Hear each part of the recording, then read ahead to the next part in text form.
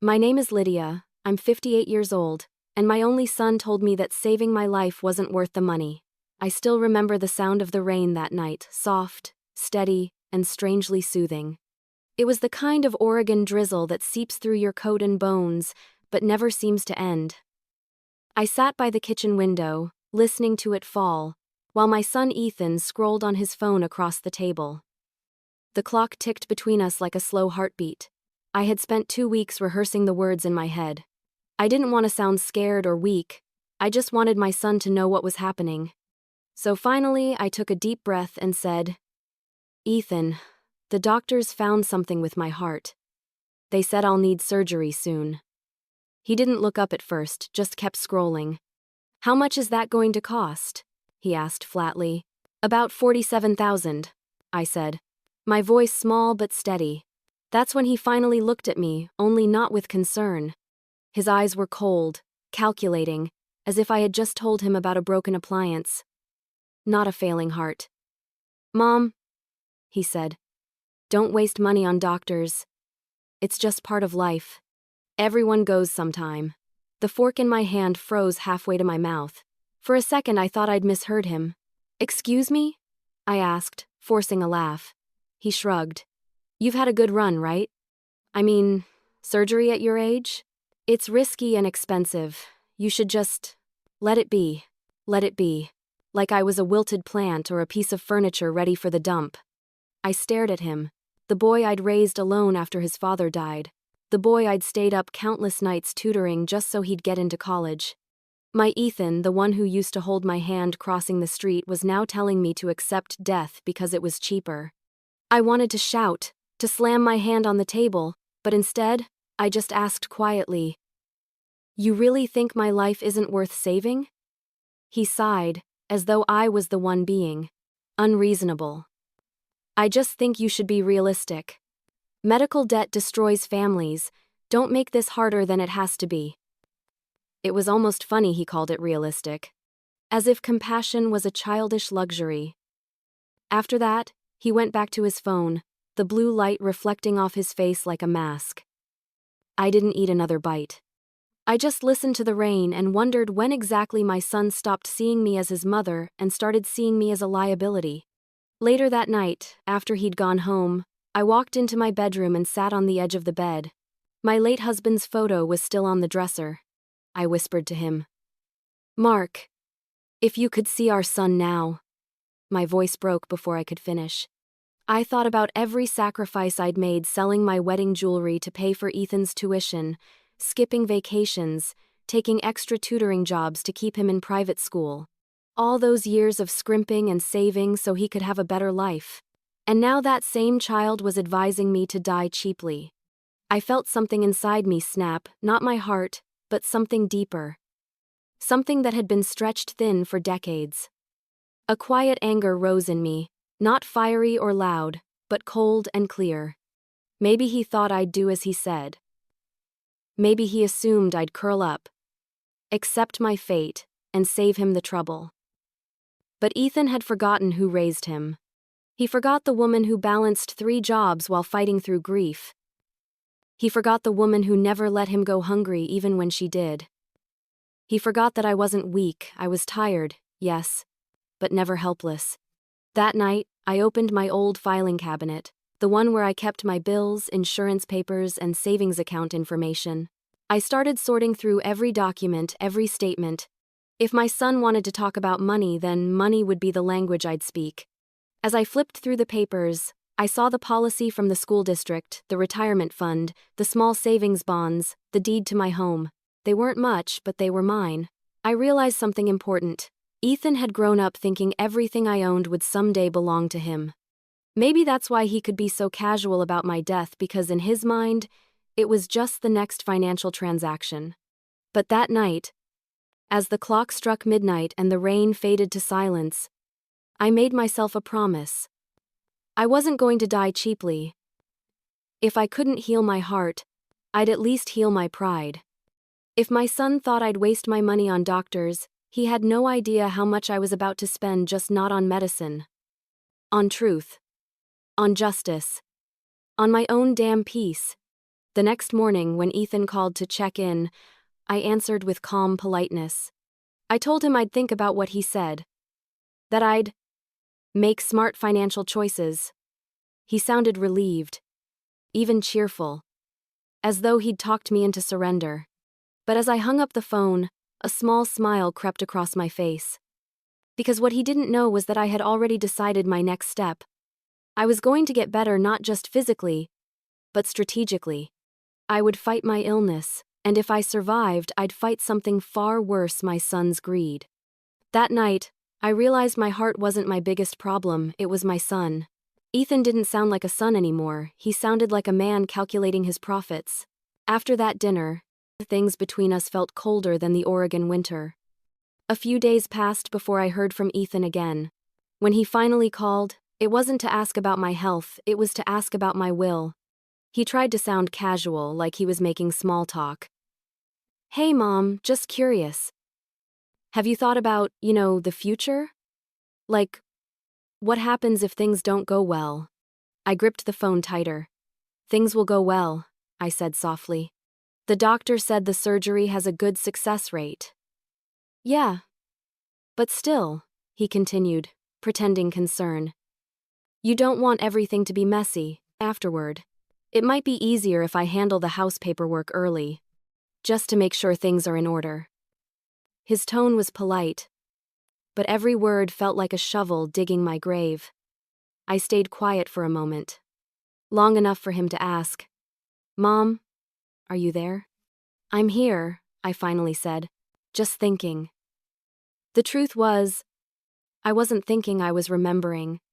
Remembering all the little moments over the past few years that suddenly made sense. Like the time he convinced me to add his name to my checking account for emergencies, or how he'd always make jokes about me traveling too much or spending too freely. Back then, I thought he was just being protective. But now I realized he wasn't protecting me, he was protecting his inheritance. After we hung up, I sat at the kitchen table, staring at the pile of mail I'd been ignoring. Bills, insurance forms, property taxes, all the boring grown-up things I'd handled for decades without anyone's help. But now, my own son wanted to take over. Not because he cared, but because control was more valuable to him than love. That night, I couldn't sleep. I tossed and turned, replaying his words, his tone, his indifference. I kept hearing him say, "Don't waste money on doctors," over and over, like a cruel echo. By morning, I made up my mind I wasn't going to face this alone. There was only one person I trusted with secrets deeper than my own family: Denise. Denise and I had been friends for over 30 years. She was a retired attorney, sharp as a tack, with a laugh that could cut through the darkest day. When I called her, she could hear the shakiness in my voice before I said a word. "Lydia," she said immediately. "What's wrong?" I told her everything: the diagnosis, Ethan's reaction, his talk about paperwork. Every word spilled out like confession. She was silent for a long time, then said, "You need to be careful." "Careful?" I repeated. "He's my son, Denise." "I know," she said gently. "But sometimes the people closest to us are the ones who can hurt us most. Don't sign anything. Don't hand him control of your accounts, property, or documents. Keep everything locked down." I felt sick. The idea of protecting myself from my own child felt unnatural, almost cruel. But deep down, I knew she was right. Denise continued, "Start documenting everything. Record your calls if you can. Save every message. If he's planning something, we'll have proof." Her words sent a chill through me. Proof. Evidence. Words I never thought I'd need against Ethan.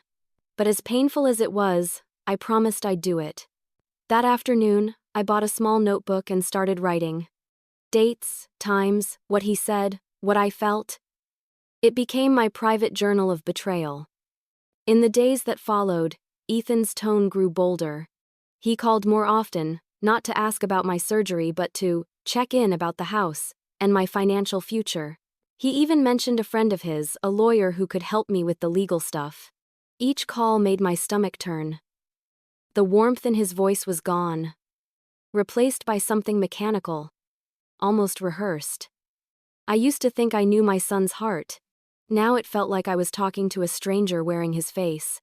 One evening, I called Denise again and asked, "Do you really think he'd take advantage of me?" She didn't answer right away. Then she said softly, "I've seen greed destroy families, Lydia. Don't underestimate desperation." Desperation. The word lingered in my mind long after we hung up. That night, I sat in bed, staring at the ceiling. For 58 years, I'd lived my life by kindness, believing that love, patience, and forgiveness could fix anything. But now I realized something else. Kindness doesn't cure greed. Sometimes it just feeds it. I thought about the house Ethan grew up in, the same one I'd fought to keep after Mark died. Every floorboard, every photo on the wall, every corner of that house was built on sacrifice. My sacrifice. And the idea that Ethan wanted to claim it before I was even gone made something fierce awaken inside me. For years, I had been the mother who said yes to everything. Yes to college loans. Yes to covering his rent when he was finding himself. Yes to helping him with his car, his credit, his dreams. But this time, I wouldn't say yes. This time, I'd protect what I had left, not just my money or my house, but my dignity. I didn't know how yet, or what steps to take, but I knew one thing for certain. I would not let my own son write the ending to my story. He might think I was weak, but weakness can be the best disguise. I decided I'd let him believe it for now. Because while he was counting what I was worth, I'd be counting his mistakes. If my son wanted to talk about money, I'd show him just how expensive a mother's silence could be. The doctor said I could live 20 more years. My son said I should stop fighting. The morning of my follow-up appointment, the sky was gray and heavy, like the world already knew the weight of my news. I sat in the small waiting room clutching my purse like it was a lifeline. My doctor, Dr. Patel, walked in with that professional calmness doctors always wear. He smiled softly and said, "Lydia, the good news is the surgery has an excellent chance of success. With recovery, you could live a long, healthy life." His words gave me hope I hadn't felt in months. I thanked him, set the date, and walked out feeling lighter than I had in weeks. On the way home, I called Ethan. I thought maybe, just maybe, he'd sound relieved. When he picked up, I said brightly, "Ethan, the doctor says it looks good. If I have the surgery, I can live another 20 years. He paused for a moment before replying, "Mom, 20 years of what, though? Hospitals, medications, bills?" My smile faltered. "What do you mean, bills?" "The doctor said I can do a payment plan." He cut me off. "Mom, listen, you're almost 60. Maybe it's time to, accept things as they are. We all go sometime." It felt like someone had reached into my chest and squeezed. "You think I should just let myself die?" I asked. "Don't make it sound dramatic," he said, his tone flat. "I just don't want you to waste what little you have left on surgeries and stress. You should focus on peace, not procedures." Peace. That word burned in my ears. It wasn't peace he wanted, it was convenience. I took a deep breath, trying to keep my voice calm. "Ethan, I'm not ready to give up. I want to live." "I thought you'd understand that." He sighed heavily. "I do, Mom. But you're not thinking logically. You've got your will, right? Maybe we should go over that before things get worse. Just to make sure everything's organized." That was the moment I realized the boy I raised, the boy who used to bring me wildflowers and draw me birthday cards, was gone. I ended the call quickly before I said something I couldn't take back. Then I just sat in my car, staring out the windshield, watching the raindrops slide down like slow tears. By the time I got home, I couldn't stop crying. Not because of the diagnosis, but because of him. I had spent my life teaching Ethan about compassion, honesty, and gratitude. And somehow, he'd grown into a man who saw his mother's death as a financial opportunity. That night, I lay awake staring at the ceiling. Every heartbeat reminded me how fragile I was, but also how furious I felt. Fury can be strange, it doesn't roar, It whispers. It whispers enough. The next morning, I walked into my local credit union and asked for copies of all my account statements. The teller gave me a confused look, but I smiled politely and said, "Just trying to get things organized." I was lying, of course. I wasn't organizing, I was preparing. I needed to know exactly what I had, down to the last dollar. If Ethan was already thinking about inheritance, I wanted to make sure I could outthink him. When I got home, I spread everything on the kitchen table: bank statements, home deed, life insurance, and the small investment account I'd been growing for years. It wasn't a fortune, but it was enough to make someone greedy. I pulled out a notebook and started making notes. Not financial notes, emotional ones. Every time Ethan said something cruel, every time he pushed me about paperwork, every time I felt a sting of betrayal, I wrote it all down. It sounds obsessive, I know, but something inside me had changed. I wasn't just a mother anymore, I was my own protector. A few days later, I called Denise again. When she picked up, I could barely speak, my throat tightening with anger and heartbreak. She listened quietly as I recounted what Ethan said about accepting death gracefully. When I finished, she was silent for a long moment. Then she said, "Lydia, that's not love talking. That's greed. Don't let him guilt you into giving up." I nodded, tears running down my cheeks. "I just don't understand how he became this way," I whispered. "Sometimes," she said, "the children we raise aren't the people we imagined, but that doesn't mean you have to let them define how your story ends." Her words stayed with me long after we hung up. That night, I looked at my reflection in the mirror. The woman staring back at me had wrinkles, gray hair, and tired eyes, but she also had fire. I realized I didn't need Ethan's approval to keep living. When I called the hospital the next day, I told them I'd move forward with the surgery alone if I had to.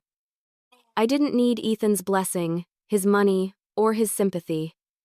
I'd find a way. The bills terrified me, but I started cutting expenses, sold old furniture, and even took on small tutoring jobs online. For the first time in years, I felt independent again, scared, but in control. A week before the surgery, I sent Ethan a text. "The operation is scheduled. I'll let you know when it's done." He replied 2 hours later, "If that's what you want, Mom. I just hope you're being smart." That was all. "No, I love you. No, you'll be okay."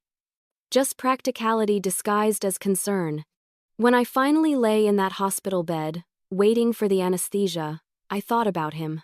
I thought about how love can curdle into something unrecognizable when poisoned by greed. And as my eyes grew heavy, I whispered to myself, "I'm not dying today. Not for him. Not yet." I woke up hours later, groggy but alive. The surgery went well. The doctors smiled, saying I was lucky and strong. But I didn't feel lucky. I felt changed. Because now, I knew something with absolute certainty. I might have survived the operation, but the woman who once trusted her son blindly had not. If he thought I'd accept death gracefully, he was about to see how loudly I could live. I pretended to be weak so he'd show his strength next. Keeping the tone equally emotional and strategic, I learned that pretending to be helpless can reveal who truly wants you helpless. After the surgery, my body healed slower than my heart ever could. The doctors said I'd need rest and patience, but patience was the last thing I had left. I went home with a fragile chest and a stronger will. My house smelled faintly of antiseptic and loneliness, the scent of recovery and realization. Ethan didn't visit, not even once. He texted occasionally short, formal messages that read more like check-ins from a landlord than a son. "How's recovery? Bills manageable? Need me to handle anything?" Each one made me more suspicious. I knew exactly what he wanted to handle. That's when Denise came to see me, bringing homemade soup in her sharp lawyer's mind. She sat on the edge of my couch, watching me carefully as I told her about Ethan's latest messages. "Lydia," she said slowly, "he's waiting for you to be too tired to argue. That's when people like him make their move." I looked at her, my voice barely a whisper. "Then maybe it's time I stop fighting him, at least on the surface." Her eyebrows lifted. "What do you mean?" I'll let him think I'm weak, I said. Let him show his true intentions. If he's planning something, I want to see it in daylight. Denise smiled, though there was worry in her eyes. That's a dangerous game. I know, I replied. But it's the only one he taught me to play. From that day forward, I began my quiet performance. I started answering Ethan's calls with a frail tone, coughing softly as if every breath took effort. I spoke slowly, pausing often. I wanted him to believe the surgery had drained the fight out of me. At first, he sounded mildly sympathetic, then his real nature started slipping through. Mom, he said one evening, maybe you should think about simplifying things. You've got too much to manage the house, the bills. I could take some of that burden off your hands. I asked gently, what do you mean by simplifying? He chuckled. You know, putting my name on a few documents just for security, so if anything happens, it's all streamlined. My heart pounded, but I kept my voice soft. That sounds smart, Ethan. Maybe you could help me go over the papers sometime. He took the bait instantly. I'll bring someone by this weekend, a lawyer friend who can make it official. After we hung up, I sat in the dark, gripping my phone so tightly my knuckles turned white. It was one thing to suspect his greed, it was another to see it unfold so boldly. 2 days later he arrived, perfectly dressed in a gray suit, carrying coffee and false warmth. His friend trailed behind him, a slick man in his 30s who introduced himself as Greg. They both smiled too much. Ethan laid out several documents on the coffee table. Mom, these are just precautionary, he said. Power of attorney stuff, some property adjustments, nothing scary. I leaned back in my chair, clutching a blanket around my shoulders, pretending to tremble slightly. Oh, I trust you, honey, I said softly. I'm just so tired. My eyes aren't what they used to be. Don't worry, Ethan said smoothly. You just sign where I point. He leaned over, tapping a page with his pen. I glanced at it briefly. Denise had taught me what to look for. There it was, a clause transferring the title of my home to him for maintenance and financial stability. I smiled weakly and said, let me get my glasses, dear. These old eyes. As soon as I stepped into the hallway, I hit the small button on my phone, the voice recorder app Denise had installed for me. My hands trembled as I walked back into the room, acting slow and disoriented. For the next 20 minutes, I listened to Ethan and Greg patiently explain how helpful this transfer would be, how safe it would make me. Their words were sugar-coated poison. When I hesitated, Ethan placed his hand over mine. Mom, please, you raised me to be responsible. Let me take care of things. That was the moment my heart truly broke, not from illness, but from knowing the boy I once trusted was gone forever. I signed one of the forms, but not the one he wanted. I deliberately picked the wrong page, scribbling a weak signature across a blank consent line. He didn't even notice, too eager to celebrate his imagined victory. When they left, I stood by the window, watching their car drive away. My hands were shaking, but not from fear, from adrenaline. I knew what I had was powerful, recorded proof of his intent. That night, I called Denise. When she answered, I played the recording over the phone. She didn't speak until it ended. Then, she said quietly, Lydia, this is enough to protect you, maybe even prosecute him. I exhaled for what felt like the first time all week. Good, I said softly. Then we'll keep playing my part until he buries himself completely. Denise hesitated. You're sure you can handle it? I looked at the stack of papers still sitting on my coffee table, Ethan's smooth signature gleaming under the lamp. Oh, I can handle it, I said. I've been handling him my whole life. That night, I slept better than I had in months. For the first time, my pain wasn't only grief, it was purpose. He thought I was weak, he thought I was fading. But I was just watching, recording, waiting. And soon, when the time was right, I'd show him that even the frailest woman can turn fear into a weapon. He saw a dying mother, but I saw a greedy man digging his own grave. My son wanted my house, so I gave it to someone who truly needed one.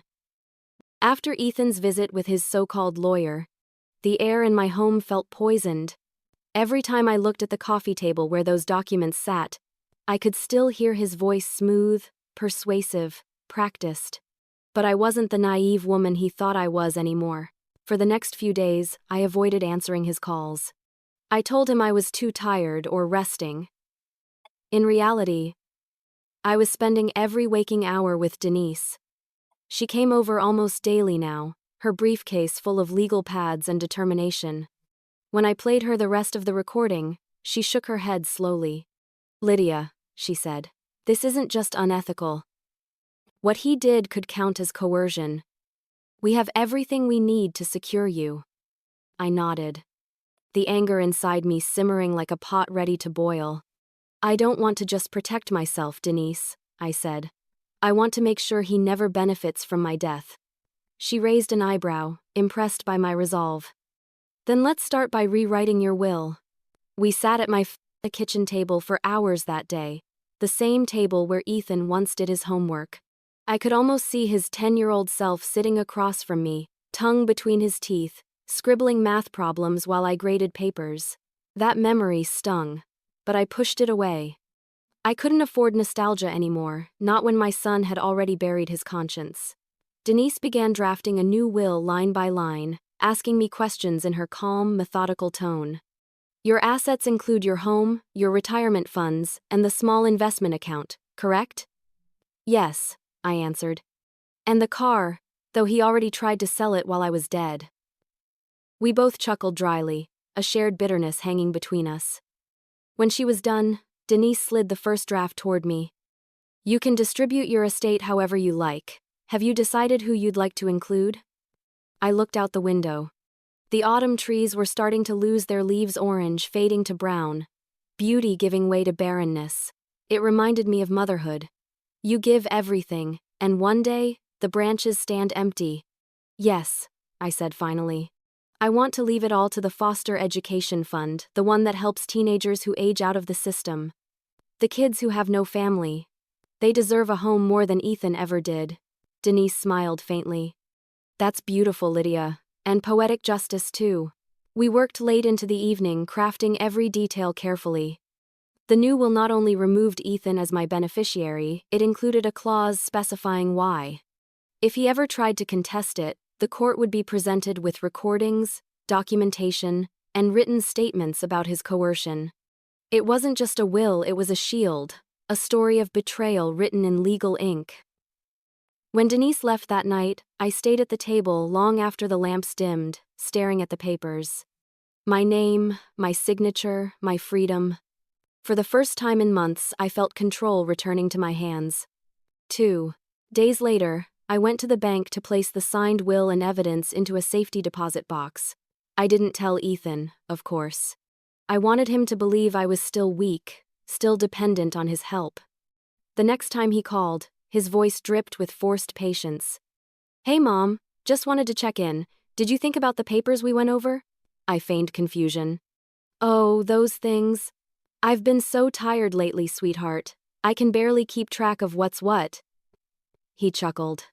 "No rush, Mom. We'll go over it again next week, okay? You just rest."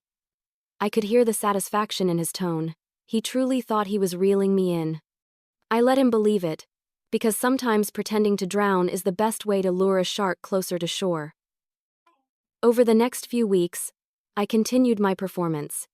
I left the same pile of papers on the table whenever he visited, making it look like I hadn't moved them. I let him talk about financial stability and estate management while I nodded weakly, like an obedient old woman. But behind that mask, I was already steps ahead. I had transferred small portions of my savings into a protected trust under Denise's supervision. I had notified my insurance company of the changes in my beneficiary, and I had made sure every document bore one unbreakable truth. Ethan's name was nowhere near them. Sometimes, at night, I'd sit in bed replaying the sound of his voice from that recording. It haunted me. But it also reminded me of my purpose. He had thought I was disposable. He'd thought my years, my sacrifices, and my love could be reduced to property and paperwork. But what he didn't understand was that mothers don't stop fighting, they just change tactics. About a month later, he showed up unexpectedly with groceries, trying to act caring. Thought I'd bring you something to eat, he said, setting bags on the counter. That's very sweet, Ethan, I said. I've missed your visits. He smiled awkwardly, clearly uncomfortable with my sudden warmth. Then, casually, he asked, So, have you made any updates to your will? You know, just in case? I gave him a small, tired smile. Yes, darling, I said softly. Everything's taken care of now. He grinned, assuming I meant him. And maybe, in a twisted way, I did. I had taken care of him, just not in the way he expected. That night, after he left, I stood by the window watching his car disappear down the road. The neighborhood was quiet, the only sound the wind brushing through the trees. I whispered to myself, it's done. For the first time, I didn't feel like prey. I felt like the hunter who had finally set her trap. He thought he'd inherited my weakness, but all he'd really inherited was my wrath. If my son wanted my death so badly, I decided to let him have a taste of it. The idea wasn't mine. It came from Denise one gray afternoon as we sat in her office, papers scattered between mugs of half-finished coffee. He's bold because he thinks you'll never challenge him, she said. What if we made him believe he already got what he wanted? I blinked at her. You mean pretend I'm dead? She nodded slowly. Not forever. Long enough to see what he does when he thinks the money's his. It's risky, but it would tell us everything. The suggestion chilled me, yet something inside me stirred. For months, I'd been acting weak, pretending confusion. Maybe it was time to take the performance further. That night, I lay in bed staring at the ceiling. The idea felt outrageous, even cruel. But then I pictured Ethan standing over my empty house, already planning how to sell it. The anger steadied my pulse. I whispered into the dark, if he wants a ghost, I'll become one.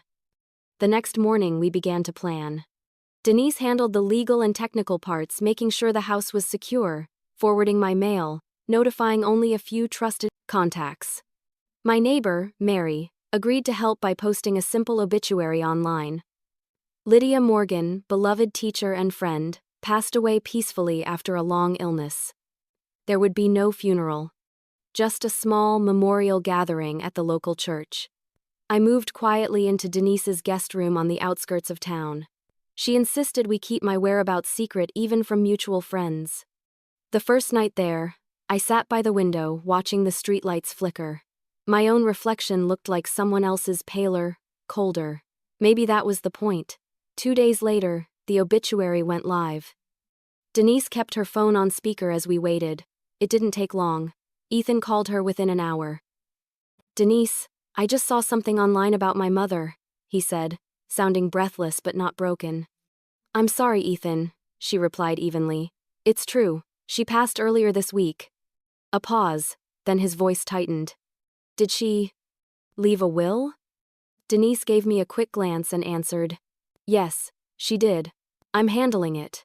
He exhaled audibly, not with grief but with calculation. I see.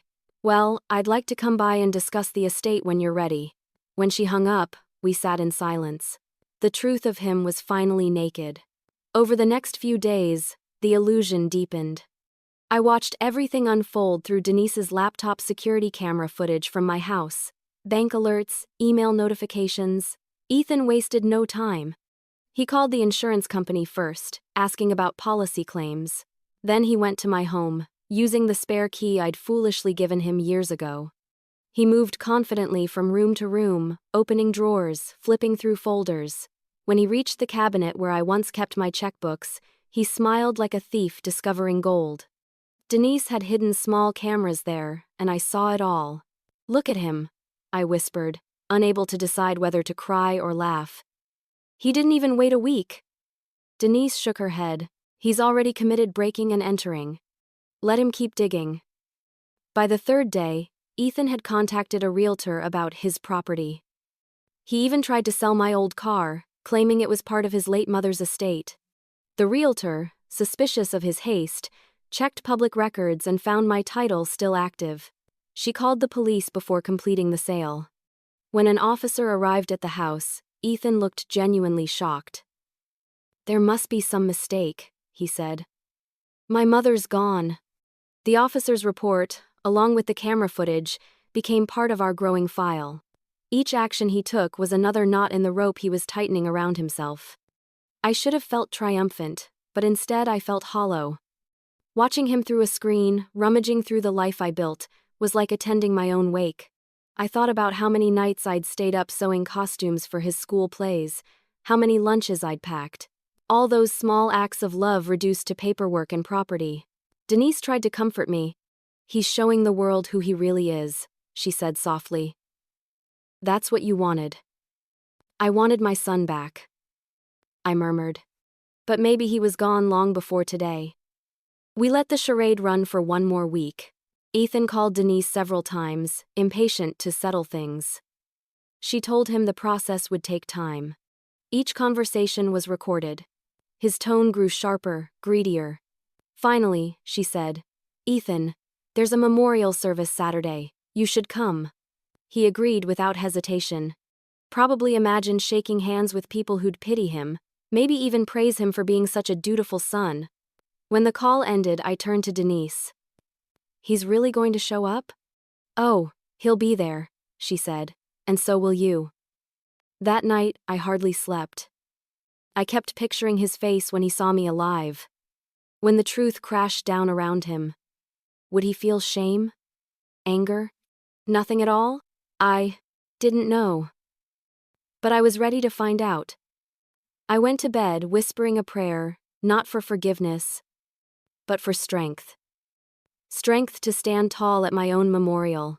Strength to look into my son's eyes and not see the child I once adored but the man I now had to expose. When he came to mourn me, he had no idea the dead woman would walk into the room. The church went silent when the dead woman walked in. The morning of my so-called memorial service felt like a performance I never auditioned for. I dressed carefully: dark slacks, a navy coat, and a simple scarf that covered most of my face. Denise insisted on driving. I could barely keep my hands steady. As we pulled up to the church, the parking lot was already full. For a moment, I almost backed out. "What if this is too much?" I whispered. Denise squeezed my hand. "You've survived worse, Lydia. Time to finish it." Inside, the air was heavy with whispers and the faint scent of lilies. Someone had placed a framed photo of me on a small table at the front, a picture from my teaching days, smiling, alive. Seeing it made something inside me twist. I watched as people I hadn't seen in years dabbed their eyes, murmuring about what a kind woman I'd been. And then, near the front row, I saw him. Ethan. He wore a black suit and a somber expression that didn't quite reach his eyes. I studied his body language, the stiff shoulders, the quick glances toward Denise, the way he avoided real conversation. It wasn't grief, it was impatience. He was waiting for the legal part to begin, not the spiritual one. I stayed near the back while the pastor began speaking about a life of generosity and compassion. I wanted to laugh. My own son had treated those words like weaknesses.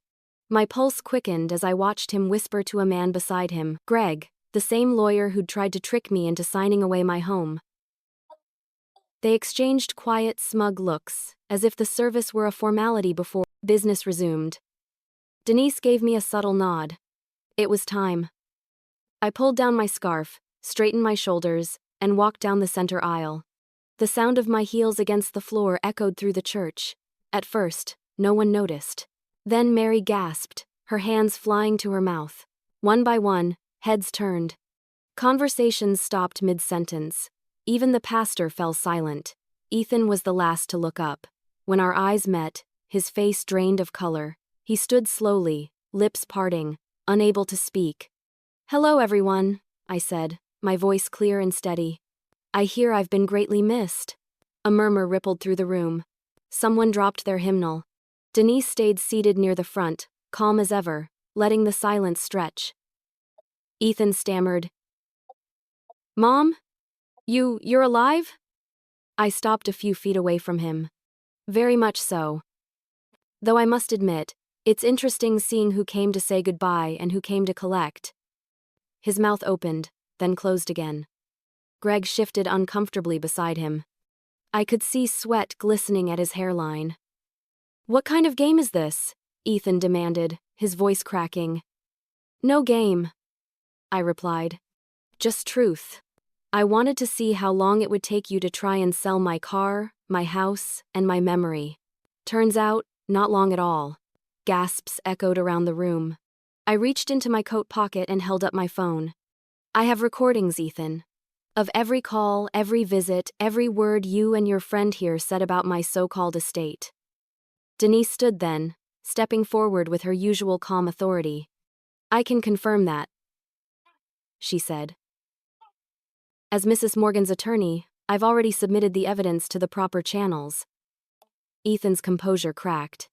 This is insane. You faked your own death? Do you know how cruel that is? Cruel? I repeated softly. Cruel is telling your mother not to save her own life. Cruel is planning her funeral before she's cold. I just returned the favor, the crowd whispered, torn between sympathy and shock. Some people looked away. Others stared at Ethan with disgust. He looked cornered, his arrogance collapsing under the weight of witnesses. I was trying to help you, he shouted finally, his voice trembling. You're twisting everything. Help me? I said, stepping closer. By stealing from me? By lying? By treating my death like an opportunity? For a moment, the room felt frozen. No one moved. Even the pastor stood still, eyes wide. I could see the truth sink into Ethan's face, the realization that he wasn't just losing money. He was losing his image, his reputation, and whatever shred of respect anyone still had for him. Denise placed a gentle hand on my arm. That's enough, Lydia, she whispered. Let's go. I nodded, turning toward the exit. But before leaving, I looked back one last time. Ethan, I said quietly. You told me not to waste money on doctors. So I spent it on lawyers instead. They saved me. And then I walked out. Outside, the sky had cleared. For weeks, it had rained, but now sunlight broke through the clouds like a benediction. I stood there for a long moment, breathing deeply. Denise joined me, her arm looped through mine. Well, she said with a small smile, that was one for the books. I laughed for the first time in months. It wasn't a joyful laugh, it was a release. A laugh that came from surviving something you shouldn't have had to survive at all. As we walked back to the car, I could hear the muffled noise of people still talking inside. Some were shocked, some sympathetic. But I didn't care what they thought. This wasn't about them. It wasn't even about Ethan anymore. It was about me reclaiming my story before he could write its ending. I leaned back in the passenger seat as Denise started the engine. My hands were still shaking, but not from fear, from power. For the first time in years, I wasn't invisible. I wasn't weak. I wasn't just someone's mother or someone's victim. I was alive and everyone knew it. He came to mourn a ghost, but left haunted by the living. Blood betrayed me, but paper protected me. After the memorial fiasco, I didn't hear from Ethan for weeks. I suppose he needed time to recover from embarrassment, not guilt. News travels fast in small towns, and mine spread like wildfire. People whispered about the mother who came back from the dead. Some called it brilliant. Others called it cruel. I called it survival. Denise and I spent the following days sorting through the mountain of legal matters his greed had unearthed. We sat together in her office, surrounded by folders labeled evidence, trust, and will final. Each label was a brick in the wall between me and the son who once held my heart. Are you sure you want to move forward with this? She asked one afternoon, flipping through notes from the investigation. It could ruin what's left of your relationship with him. I looked her straight in the eye. Denise, that relationship doesn't exist anymore. The only thing left to ruin is his illusion of control. She nodded, and we began filing paperwork, official reports of attempted coercion, unauthorized entry, and fraud. It wasn't about vengeance anymore. It was about boundaries. For 58 years, I'd lived for everyone else, my husband, my students, my son. Now I wanted to live for myself. The day the police came to take Ethan's statement, he tried calling me. I didn't answer. He left 3 voicemails, each angrier than the last. Mom, how could you do this to me? You're overreacting. You'll regret this. But I didn't regret it, not for a second. While he scrambled, I began investing my energy in something new. Denise helped me create a nonprofit fund using my savings, the Lydia Morgan Foundation for Women's Rights and Financial Safety. The goal was simple: to provide legal assistance to elderly women exploited by family members. The irony wasn't lost on me. I'd become exactly what my son despised most: a woman who could stand on her own. For months we worked tirelessly. Denise handled the legal structure. I handled outreach. I spoke to local journalists, shared my story anonymously at first, and soon, donations began to pour in. Letters came from women across the country: mothers, widows, grandmothers, each one carrying a story of betrayal and silence. One letter I'll never forget came from a woman named Carol.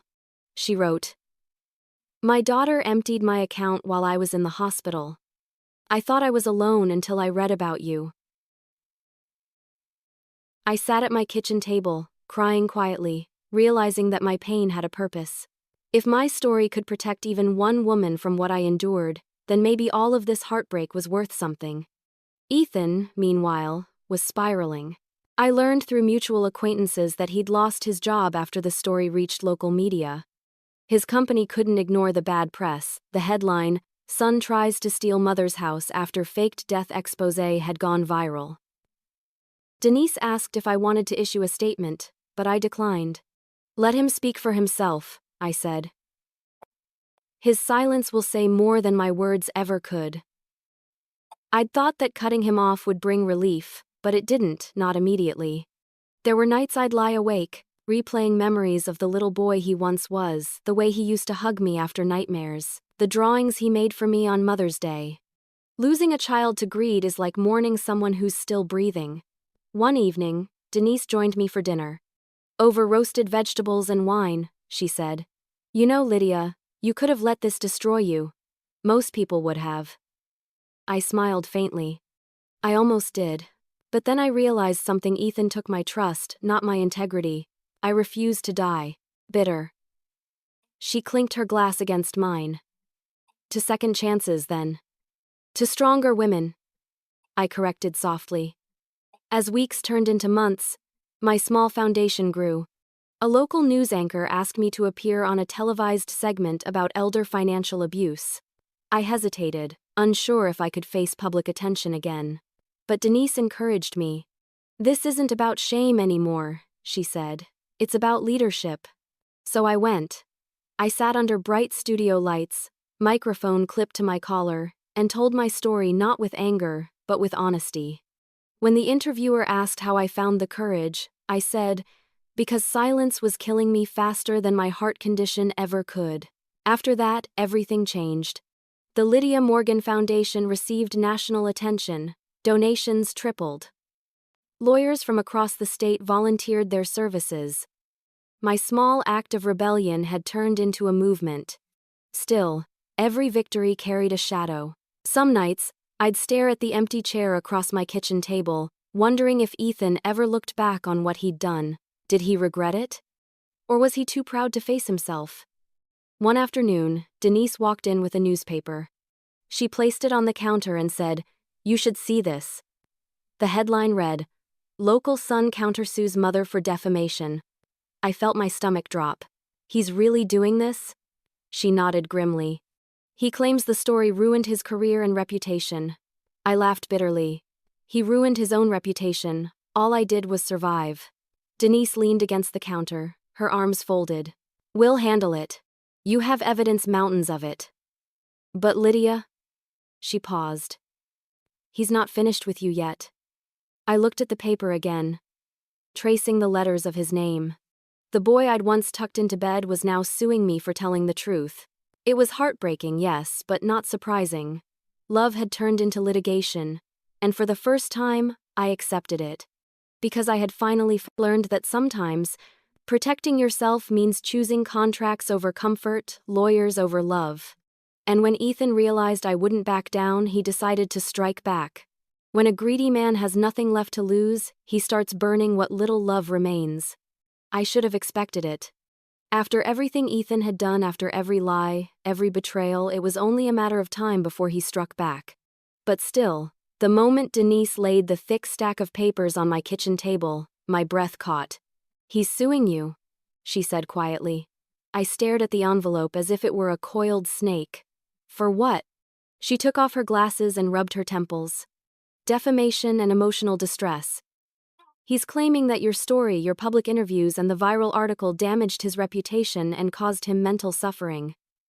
I let out a sharp, humorless laugh. "His reputation? The one he ruined all by himself?" Denise sighed. "He's desperate, Lydia. He's out of money, out of work, and he's angry. He wants to hurt you any way he can." For a long moment, I couldn't speak. I looked around my quiet kitchen, the ticking clock, the faint hum of the refrigerator, the flowers wilting in a vase by the window. This was my sanctuary, the space I'd rebuilt after losing faith in family. And now Ethan was trying to invade even that. I finally said, "Then let him try. I've fought for my life before. I can do it again." Denise smiled faintly. "That's the spirit, but it's going to be messy." And messy it was. The lawsuit drew public attention immediately. The headlines were merciless. "Son who tried to claim mother's estate now sues her for defamation." Social media was brutal, dissecting every detail of our story. Some called him a monster. Others accused me of being vindictive. It didn't matter. The truth was already out there, and Ethan couldn't bury it. But courtrooms aren't like television dramas. They're long, cold, and exhausting. Weeks turned into months of filings, statements, and depositions. Ethan's lawyer painted me as manipulative, a bitter old woman who'd humiliated her son for revenge. Sitting across from him at that table, listening to his lawyer twist the story, I felt a kind of grief I hadn't known before. Not for my reputation, but for the death of the bond that once defined my life. He sat there avoiding my eyes, his jaw tight, his fingers tapping against the desk. I could tell he was angry, but beneath that anger, I saw fear. He'd expected me to stay small, to stay quiet. He hadn't counted on me becoming unbreakable. When it was my turn to speak, my voice didn't tremble.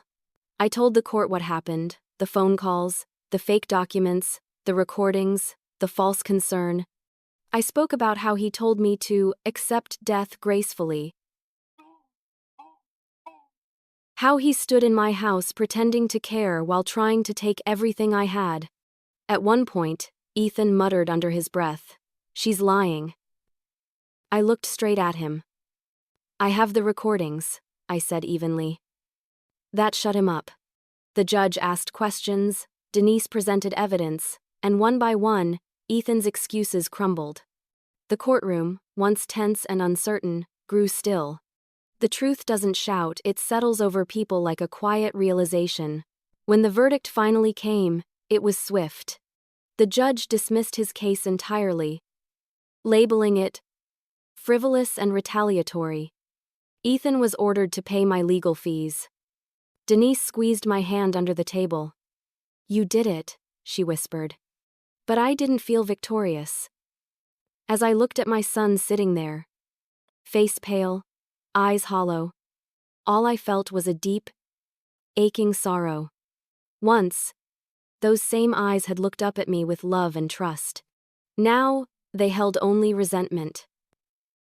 Outside the courthouse, reporters swarmed, microphones flashing like lightning. Someone shouted, "Mrs. Morgan, how does it feel to win against your own son?" I paused before answering. "It doesn't feel like winning," I said softly. "It feels like surviving." That night, back at home, I poured myself a glass of tea and sat by the window. The town was quiet, bathed in silver moonlight. I should have felt safe, but instead I felt hollow. Justice had been served, but at a price. I thought about calling Ethan just to ask why. But what would I say? What could I possibly hear that would make any of this make sense? Denise called later to check on me. "How are you holding up?" "I'm fine." I lied. "Just tired." She hesitated. "He's ruined himself, Lydia. You can stop fighting now." But I couldn't. Not yet. Because part of me still wanted to believe he could change that somewhere under all that greed and bitterness, the little boy who once loved me still existed. I spent hours replaying old memories, his laughter, his drawings, the nights I'd rock him to sleep. But those moments felt like ghosts of a different lifetime. Eventually, I whispered into the quiet house, "I forgive you, Ethan. But I'll never forget what you tried to take from me." The tears came, then hot, relentless, purging years of pain. When they finally stopped, I realized something. I wasn't crying for him anymore. I was crying for the version of myself that had believed unconditional love meant unconditional tolerance. In the morning, I woke up lighter. The fight was over, at least legally. The world had seen the truth, and no courtroom could erase it. Ethan had lost the case, his job, and most of his friends. But I had lost something too, the dream of ever being his mother again. The son I raised was gone, but the woman I became was unstoppable. Justice doesn't mend a broken heart, it simply teaches you how to live with the scar. After the court case ended, I thought peace would come rushing in like a wave. It didn't. Justice had been served, but it didn't feel like victory, it felt like aftermath. The kind where the battlefield is silent, yet littered with reminders of what was lost. Denise called the verdict a triumph. The newspapers called it a landmark case for elder protection. And yet, when I came home from court that night, I found myself standing in my living room, staring at the empty space where Ethan's childhood photo used to hang. I'd taken it down months ago, but the square of faded wallpaper still marked where it had been, like a ghost that refused to leave. For the first few weeks after the trial, I tried to return to normal life. I tended to my small garden, read in the evenings, and cooked for one. But even the smallest things felt changed. Every time I saw a mother and son walking together, something inside me twisted. Denise encouraged me to channel the pain into purpose. "You have a story that matters," she reminded me. "You can help others who've gone through the same thing." So I did. With her help, I expanded the Lydia Morgan Foundation from a local nonprofit into a statewide initiative. We hosted workshops for elderly citizens, teaching them how to protect their assets and recognize signs of manipulation. Lawyers volunteered their time. Banks distributed flyers warning customers to be cautious with joint accounts. The movement grew faster than I ever expected.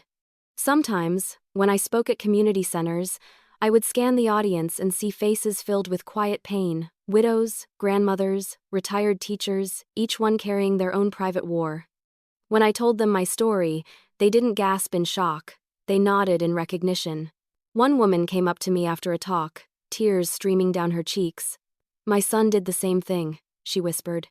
"He tried to take my pension when I got sick. Everyone said I should forgive him.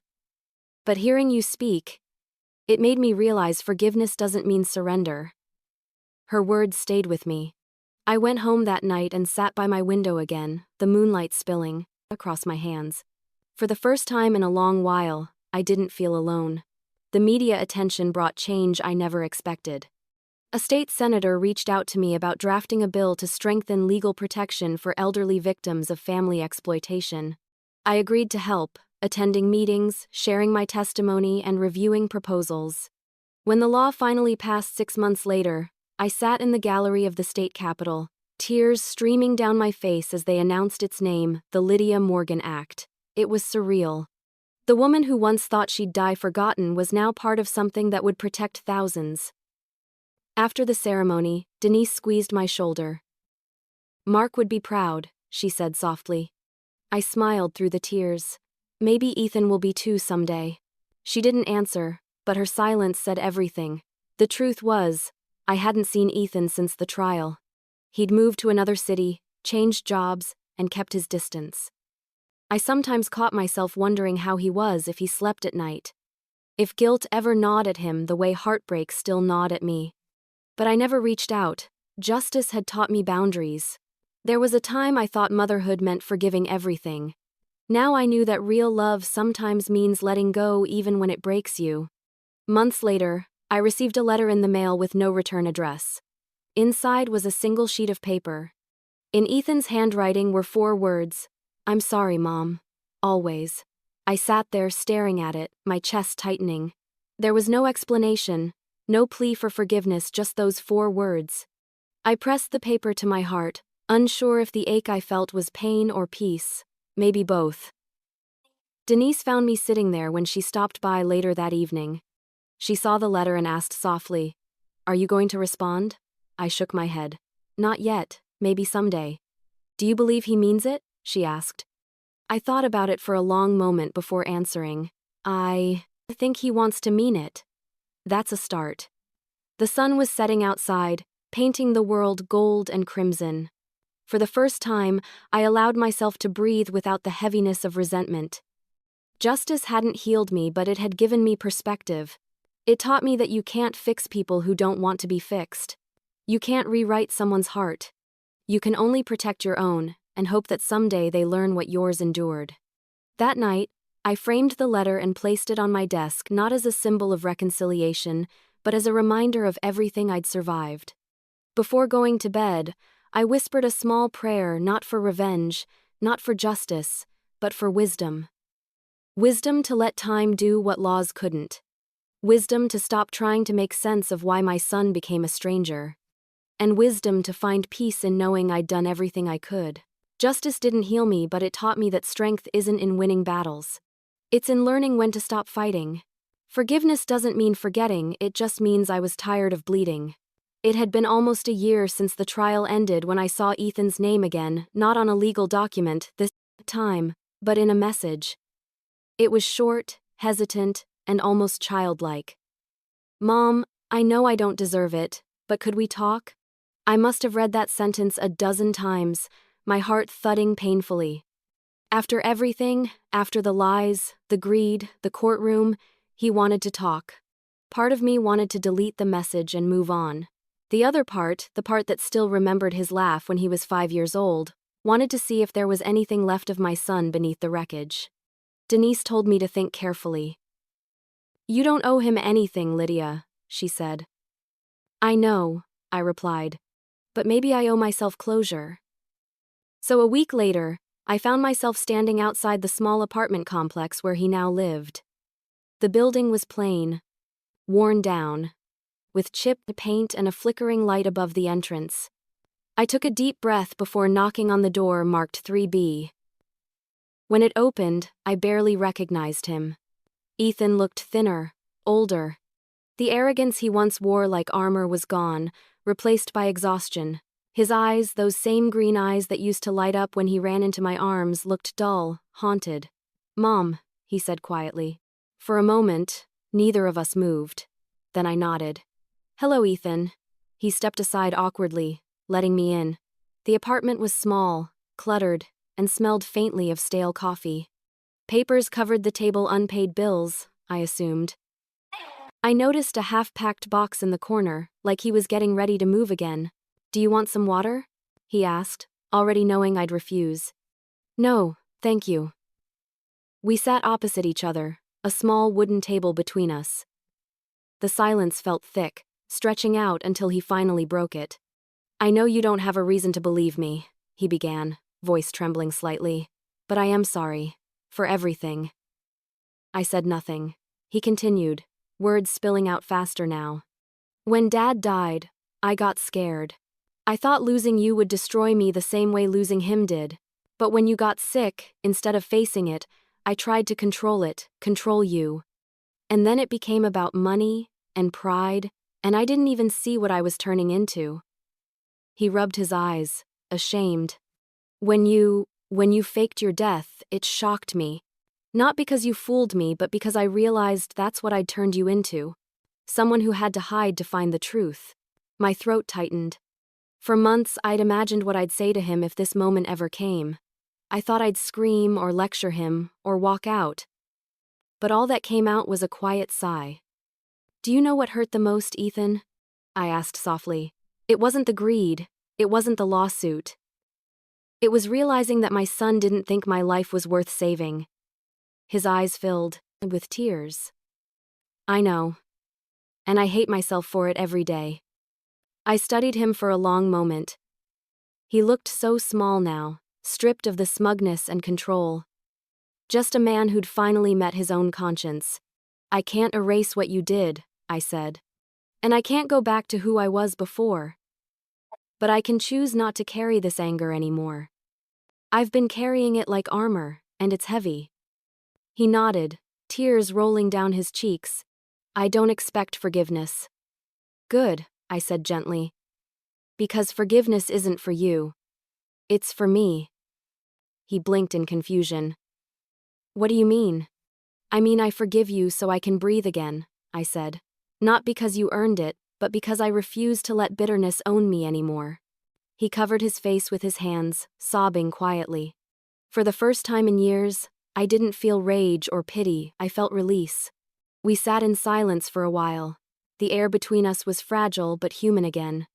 Before I stood to leave, I looked around the apartment one last time, the peeling wallpaper, the cluttered desk, the fading photographs on the shelf.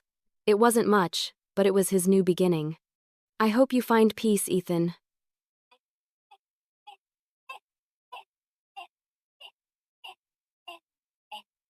I said softly. And I hope you learn what love really means before it's too late. He looked up, his face streaked with tears. Do you think we could ever? I shook my head gently. Not now. Maybe someday.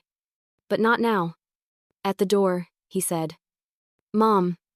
Thank you for coming. I smiled faintly. Thank you for asking. Then I stepped outside. The autumn air hit my face, crisp and clean.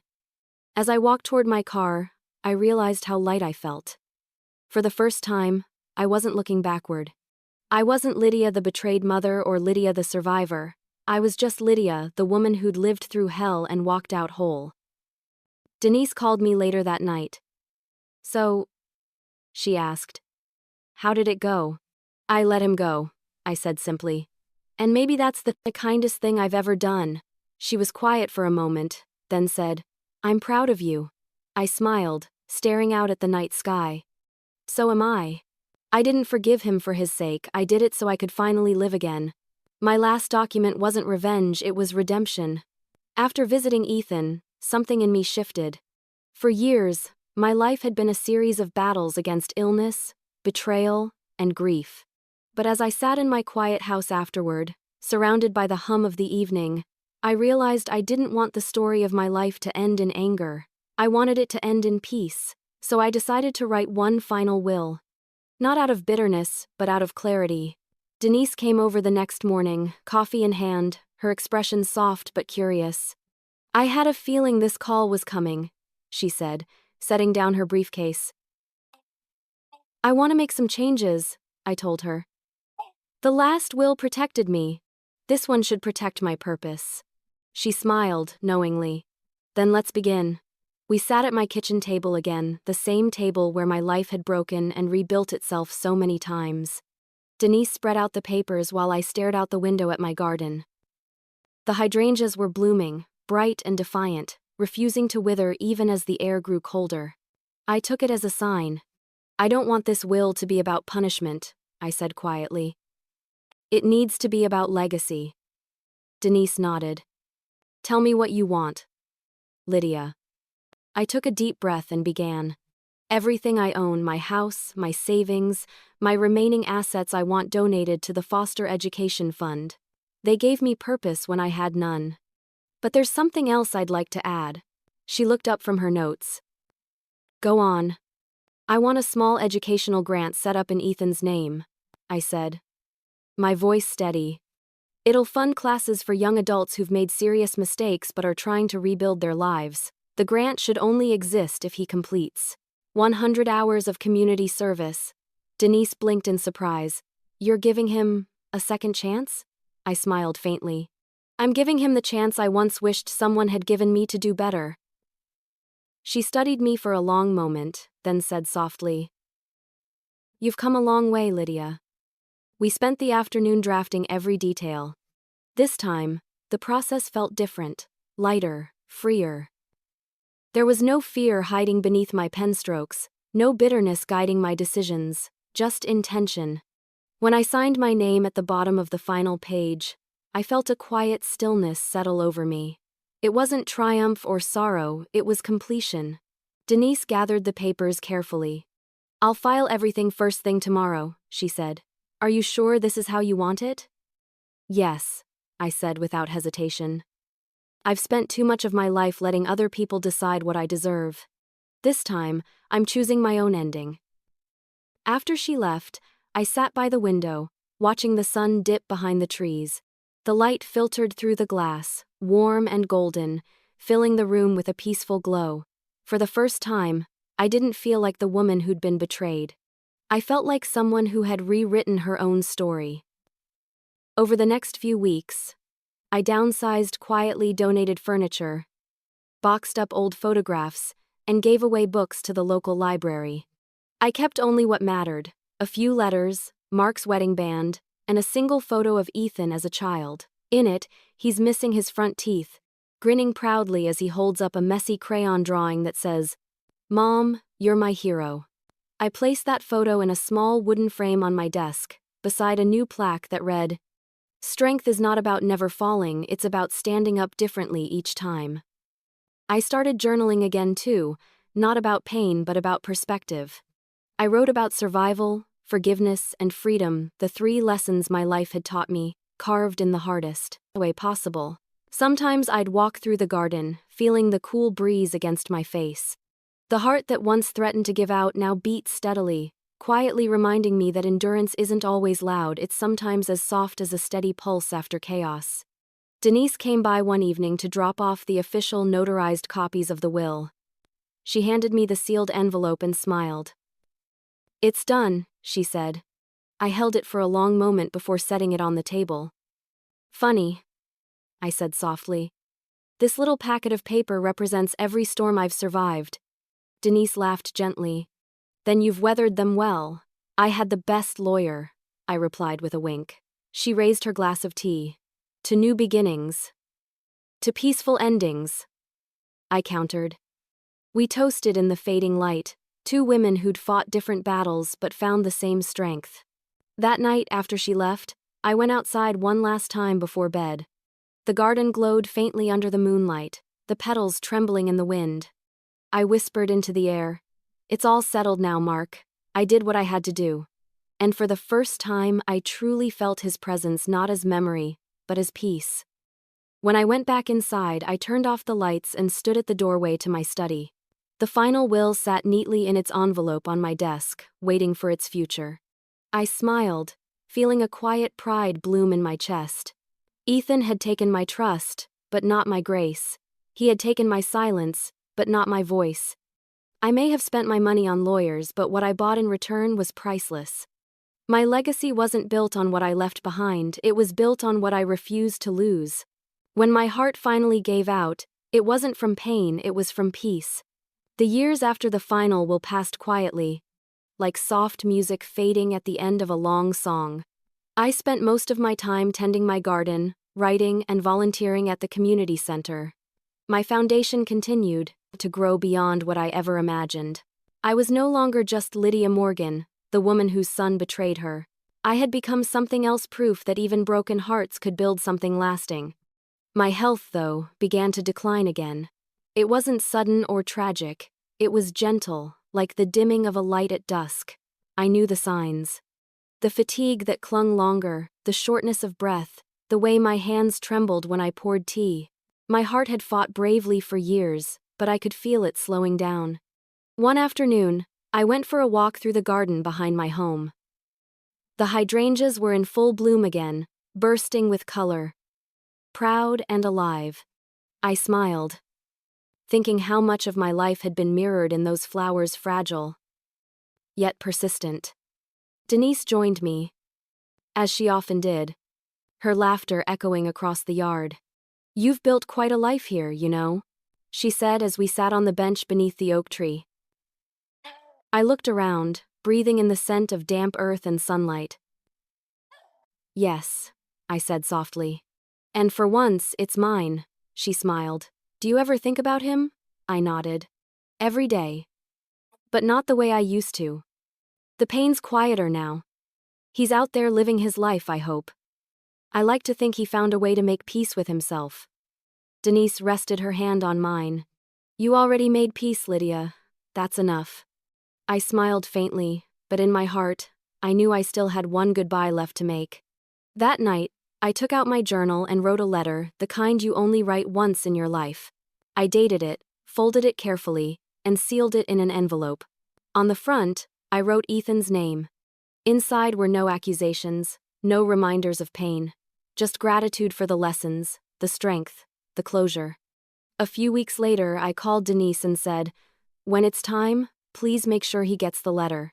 She didn't ask questions. She just nodded and said, "Of course." As the months passed, my body grew weaker, but my mind stayed sharp. I spent my evenings rereading the books I'd loved as a teacher, Dickens, Austen, Bronte. Their stories of heartbreak and redemption felt familiar, comforting. One night, as I drifted between sleep and waking, I thought I heard Mark's voice whisper softly, "You did good, Lydia." I smiled through tears. "I tried," I murmured back. A few days later, I didn't wake up. Denise found me the next morning, sitting peacefully in my armchair, a book still open on my lap, the morning light falling across my face. She said later that I looked serene, like someone who had simply fallen asleep in the middle of a good story. The news spread quietly, without the shock or spectacle of my fake death years ago.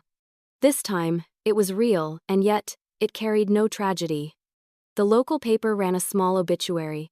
Lydia Morgan, beloved teacher, advocate, and founder of the Lydia Morgan Foundation, passed away peacefully in her home at 67. Her work inspired legislation and protected countless lives.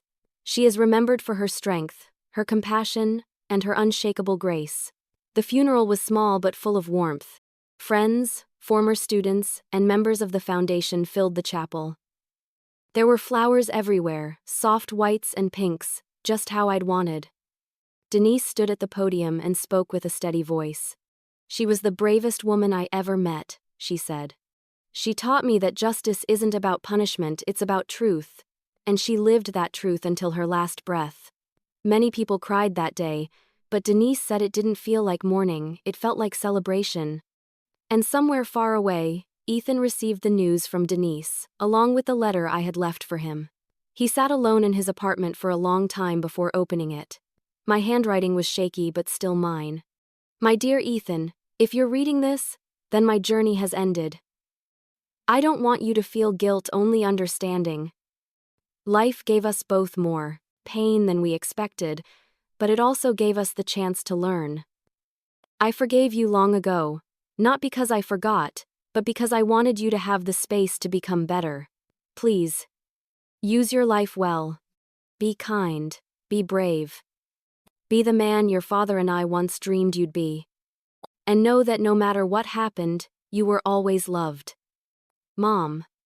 Denise told me later that he cried for hours. He never spoke publicly again about what happened between us, but he began volunteering at shelters, mentoring troubled youth, and donating quietly to the very foundation he once resented. Years later, when the foundation celebrated its 10th anniversary, there was a plaque added in my memory. In honor of Lydia Morgan, who turned pain into purpose and loss into legacy. Visitors still come to see the garden behind my home, now maintained by the organization. The hydrangeas bloom every spring, bright and untamed. People say it feels like the air there carries peace. And maybe it does. Because in every leaf, in every blossom, in every quiet breeze that drifts through that garden, I'm still there.